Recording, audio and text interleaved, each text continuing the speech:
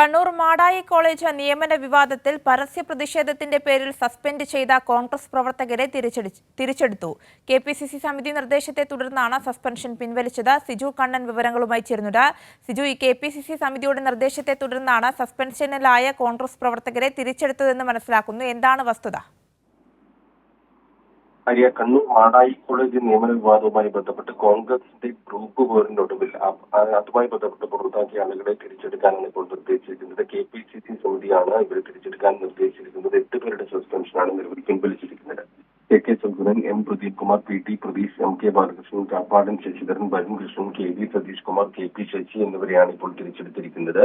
ഈ വിവാദവുമായി ബന്ധപ്പെട്ട് രാഘവൻ എംപിയെ തടഞ്ഞിരുന്നു ഒരു വിഭാഗം കോൺഗ്രസ് പ്രവർത്തകർ.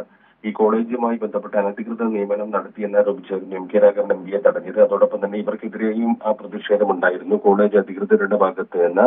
അങ്ങനെ 2 വിഭാഗത്തിൽപ്പെട്ട ആളുകളും 2 ഗ്രൂപ്പിൽപ്പെട്ട ആളുകളെയുമാണ് അന്ന് നടപടിയെടുത്ത് കണ്ണൂർ ജില്ലാ കോൺഗ്രസ് കമ്മിറ്റി പുറത്താക്കിയത്. അവരെയാണ് ഇപ്പോൾ ആ വിവാദം പഠിക്കാൻ നിയോഗിച്ച കെപിസിസി നിയോഗ സമിതിയുടെ നിർദ്ദേശത്തെ തുടർന്ന് ഇപ്പോൾ തിരിച്ചെടുത്തിരിക്കുന്നത്. കെപിസിസി അച്ചടക്ക സമിതി അധ്യക്ഷൻ തിരുവഞ്ചൂർ രാധാകൃഷ്ണൻ, കെപിസിസി ജനറൽ സെക്രട്ടറിയുമായ കെ ജയന്ത്, അബ്ദുൽ മുത്തലിം എന്നിവരടങ്ങിയ സമിതിയാണ് ഇപ്പോൾ ഈ നിർദ്ദേശം നൽകിയിരിക്കുന്നത്. മടായി കോളേജ് പ്രശ്നവുമായി ബന്ധപ്പെട്ട് കെ സുധാകരൻ അനുകൂലികളും രാഘവൻ അനുകൂലികളും തെരുവിൽ ഏറ്റുമുട്ടുന്ന തരത്തിൽ പ്രശ്നം വലിയ തോതിൽ വളർന്നിരുന്നു. അതിനെ തുടർന്നാണ് അന്ന് നടപടിയെടുത്തത്. ആ നടപടിയാണ് ഇപ്പോൾ മരവിപ്പിച്ചിരിക്കുന്നത്. ശരി, സിജു കണ്ണനാണ് വിവരങ്ങൾ നൽകിയത്.